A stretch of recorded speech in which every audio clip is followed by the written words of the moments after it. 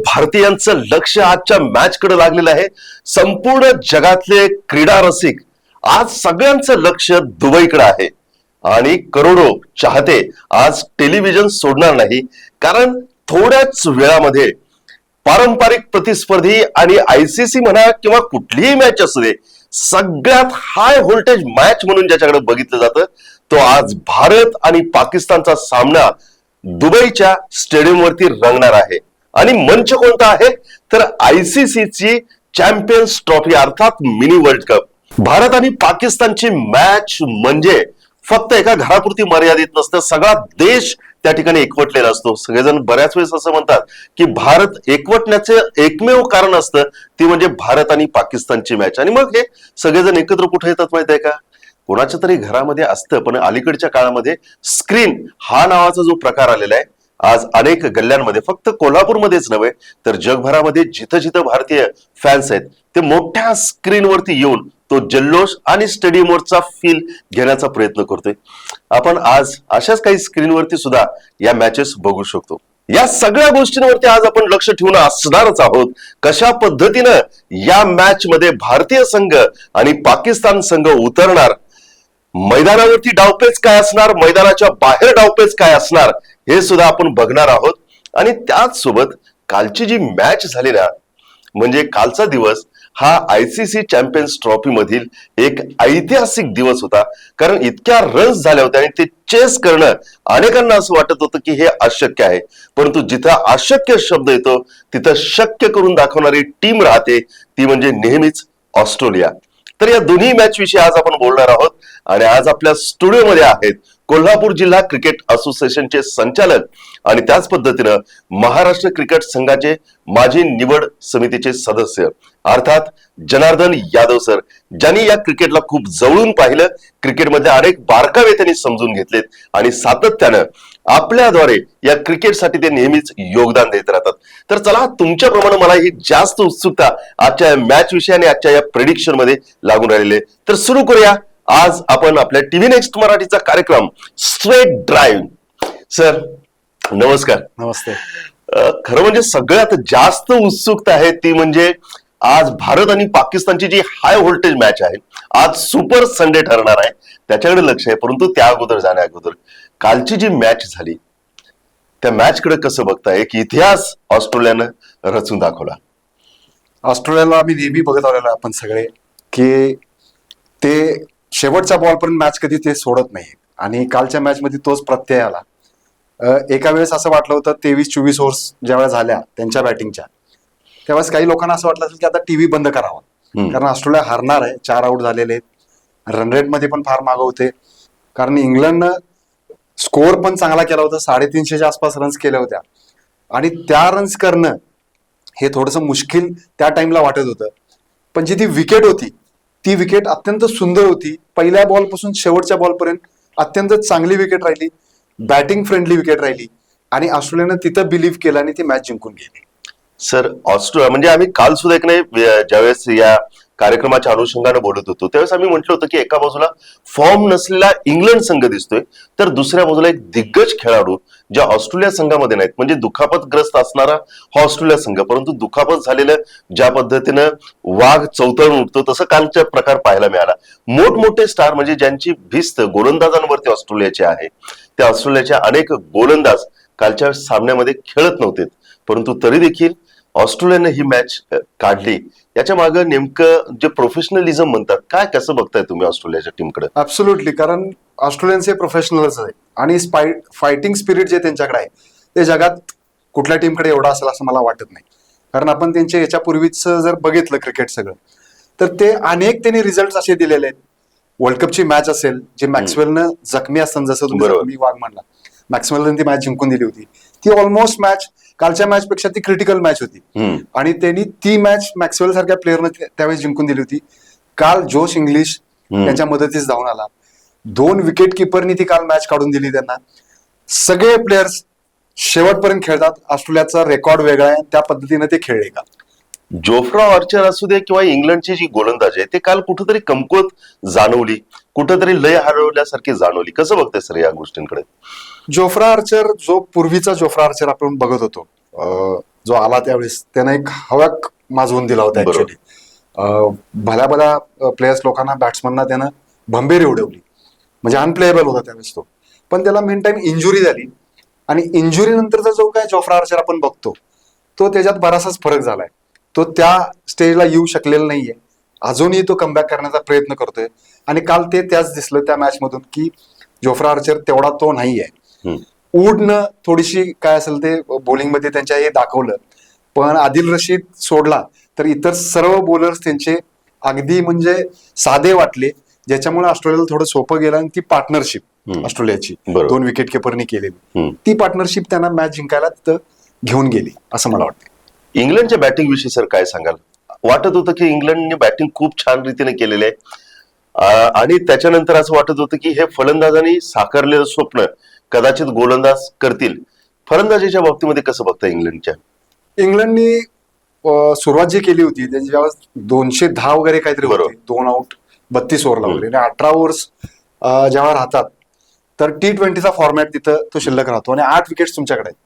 तर तिथून जो काय स्कोर होत असतो 30 ओव्हरच्या आसपास, तिथून साधारण तो डबल होण्याची शक्यता असते. म्हणजे ऍटलीस्ट 380च्या आसपास तरी ते तिथं जायला पाहिजे होते. पण त्या विकेट्स त्यांच्या पडल्या कारणाने, म्हणजे पटपट पटपट विकेट्स पडल्या, आणि त्यांना जो काय फिनिशिंग टच होता तो देता आला नाही.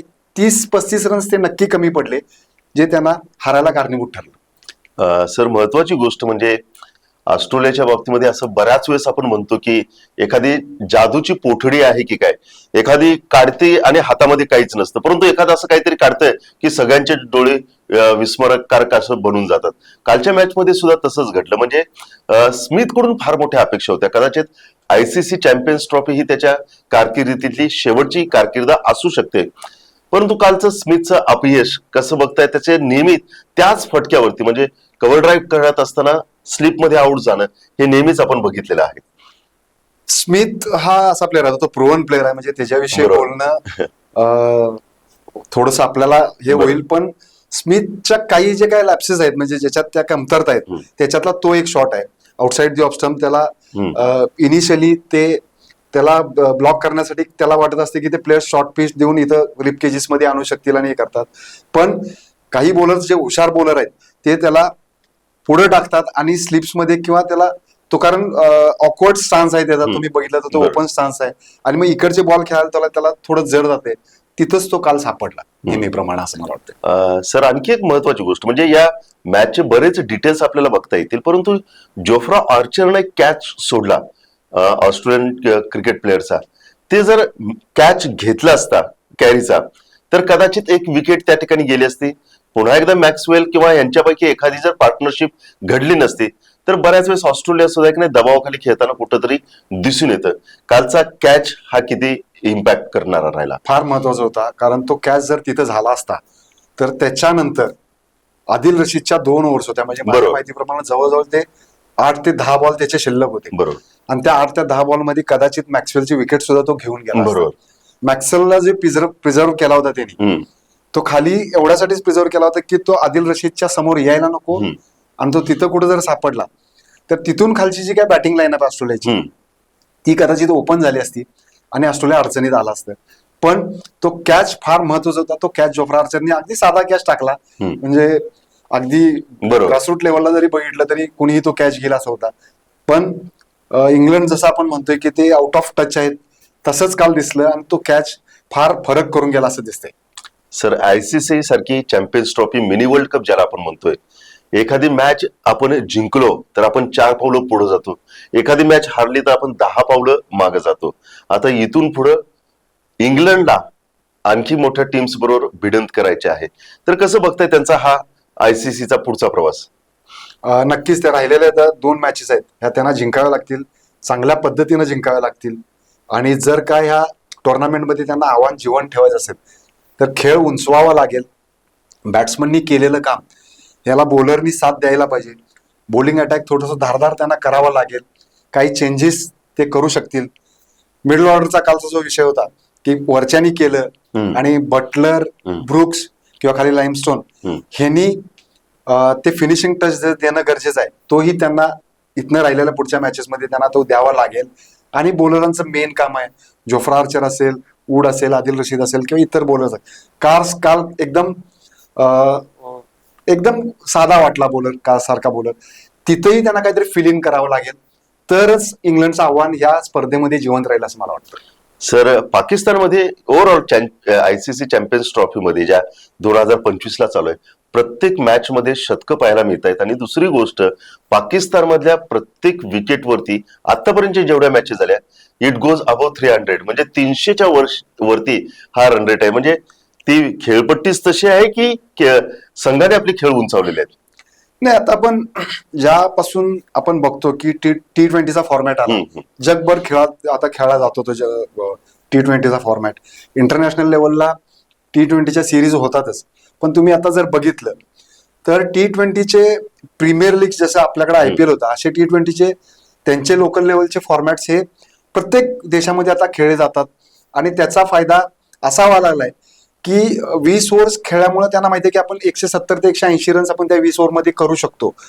हे वन डेज मध्ये कुठेतरी त्याचा इफेक्ट यायला लागलेला आहे. पहिल्या 30 ओव्हर्सला जेमतेम 5, 5.5, 6च्या रन रेटनी खेळत राहायचं, विकेट्स प्रिझर्व्ह करायच्या, आणि शेवटच्या 20 ओव्हरमध्ये तो अटॅक करून 350च्या आसपास जायचं. जनरली तुम्हाला आता दिसतं पाकिस्तानमधल्या विकेट्स सुद्धा आपण बघतोय. पाकिस्तानमधल्या विकेट्स ह्या नेहमीच हाय स्कोरिंग विकेट्स राहिलेल्या आहेत. म्हणजे आता वन डेचे फॉर्मॅट असो, T20चे फॉर्मॅट्स असो, ह्याला जनरली विकेट्स अशा पद्धतीचे खेळल्या जातात की त्या हेल्पफुल राहतात बॅट्समन फेवर. कारण क्रिकेट हा गेम शेवटी बॅट्समन फेवर मध्ये आपण बघितला जातो. पण ट्रॅक्स असे बनवले जातात की बॉलरना त्याच्यावर फार कसरत करावी लागत असते. काल इव्हन सर जर 400 स्कोर असता तरी देखील ऑस्ट्रेलियाने चेस केला असता, कारण जवळपास 2.5 ओव्हर राखून आणि 5 गडी राखून त्याने हा विजय मिळवलेला आहे. खरं म्हणजे या मॅच वरती दीर्घकाळ आपण बोलू शकतो. काही मॅचेस अशा असतात की ते खेळल्या जातात परंतु ते आपल्या लक्षात दीर्घकाळ राहतात. परंतु या सगळ्या मॅच पेक्षा आज आपली नजर राहणार आहे ती म्हणजे थोड्याच वेळात चालू होणाऱ्या भारत आणि पाकिस्तान या हाय व्होल्टेज मॅच कडे. आज कोण कोणाला चितपट करणार, आज कुठं फटाके उडणार आणि कुठल्या देशामध्ये आज टीव्ही फुटल्या जाणार, हे सुद्धा पाहणं आम्हा रसिकांना तितकीच उत्सुकता लागून राहिलेली आहे. हाय व्होल्टेज मॅच आहे आणि सगळ्यांचं लक्ष या मॅच कडे लागलेलं आहे. आज घरातली सगळी कामं बंद असणार.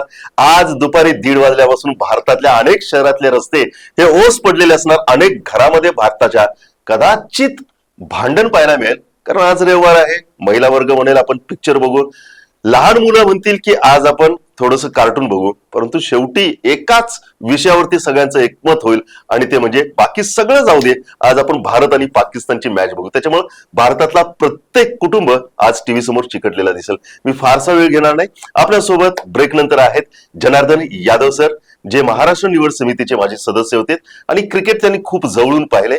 आपण त्यांच्याकडून जाणून घेऊया आज भारत आणि पाकिस्तानच्या मॅच मध्ये नेमकं काय होऊ शकतं. सर, हाय व्होल्टेज मॅच आहे, थोडाच वेळ आहे उरलेला. पहिला प्रश्न एक मनामध्ये येतो तो म्हणजे कुठलाही संघ ज्यावेळेस मैदानावरती येतो त्यावेळेस त्याच्या मनामध्ये काही मेमरीज असतात. भारतीय संघ आणि पाकिस्तान संघ ज्यावेळेस मैदानावरती नाणेफेकीसाठी पाऊल टाकतील त्यावेळेस पाकिस्तानच्या मनामध्ये असणार की 2017च्या आयसीसी चॅम्पियन्स ट्रॉफी मध्ये आपण भारताला हरवले आणि आपण आता तेच विजय म्हणजे आयसीसी चॅम्पियन्स ट्रॉफीचा विजयाची आठवण घेऊन मैदानात उतरतोय. तर भारताकडे या आठवणी आहेत की आपण नुकतंच इंग्लंडला हरवलेलं आहे. या आयसीसी चॅम्पियन्स ट्रॉफी मध्ये आपण बांगलादेशला हरवलेला आहे. आणि आपल्या बरोबरचा जर इतिहास काढला तर पाकिस्तानला आपण प्रत्येक चांगल्या या आयसीसी चॅम्पियन्स ट्रॉफी मध्ये हरवलेलं आहे. हे दोन माइंडसेट घेऊन ज्यावेळेस प्लेयर्स उतरतील त्यावेळेस नेमकं काय असतं मनामध्ये चालू?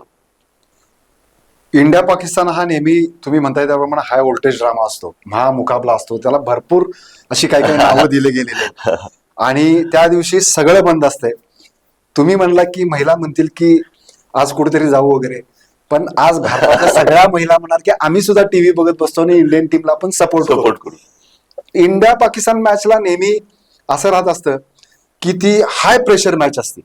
म्हणजे जितकं दडपण बाहेर पब्लिकवरती आपल्या तुम्हा मंचावरती असतं तेवढंच दडपण प्लेयरांच्या वरती असते.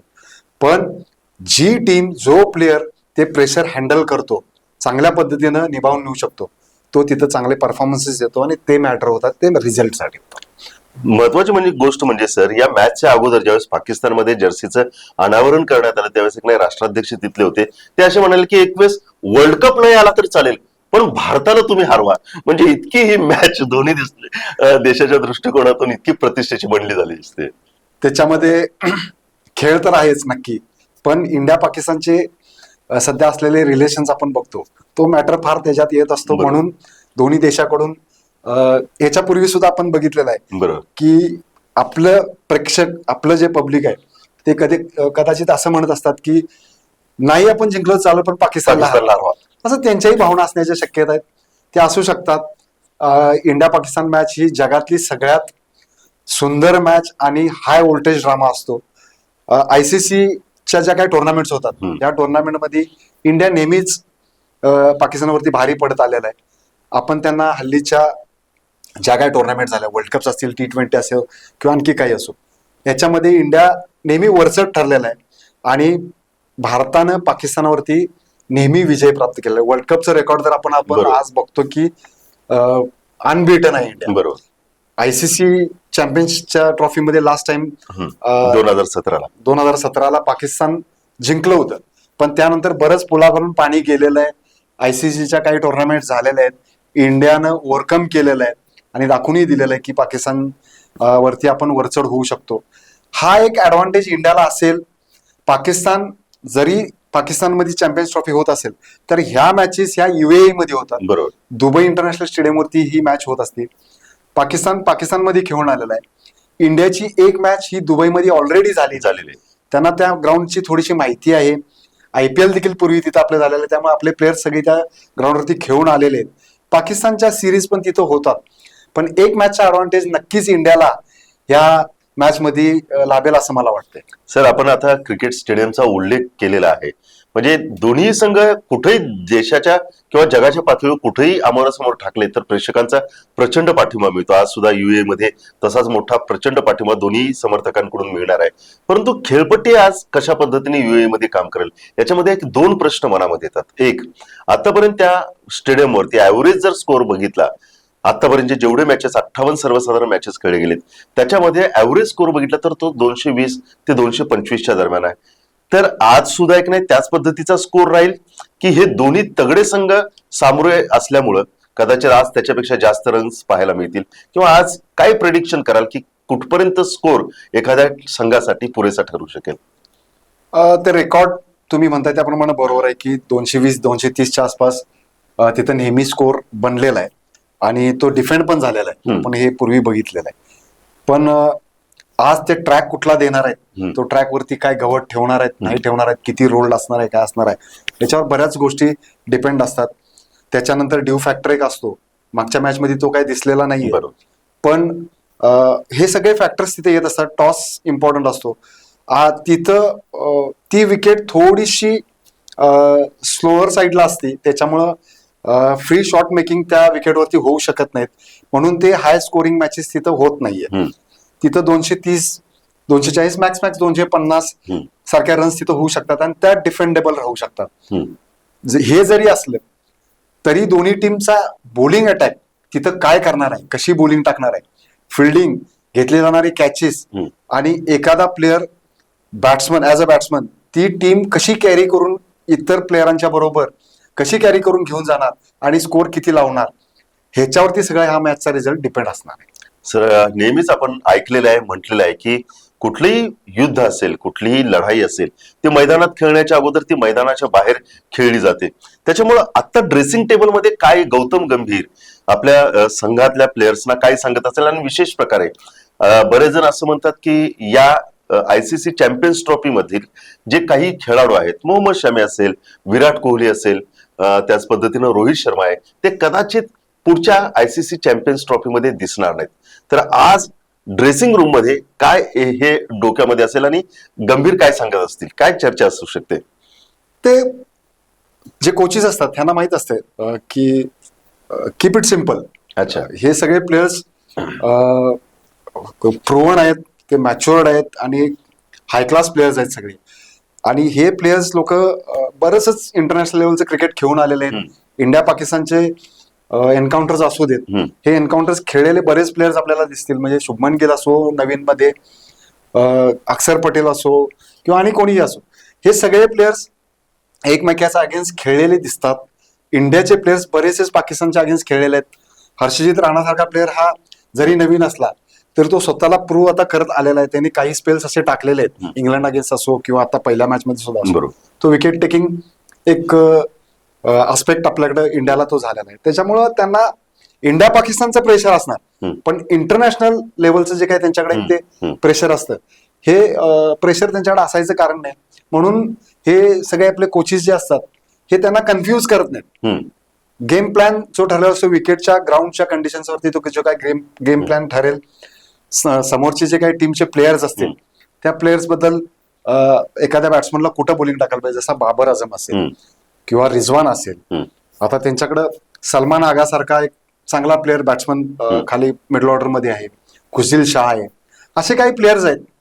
हे प्लेयर्स वरती काम केलं जातं, व्हिडिओ वरती बघितले जातात त्यांचे ड्रॉबॅक्स कुठे आहेत, काय आहेत, आणि त्याच्या पद्धतीने ते बॉलर्सना ऍडवाइसेस दिल्या जातात आणि त्या पद्धतीचा अटॅक करायला लावू शकतात त्यांना. सर, आजच्या मॅच मध्ये भारताची टीम काय असू शकेल? आज काही फरक जाणवेल टीम कॉम्बिनेशन मध्ये?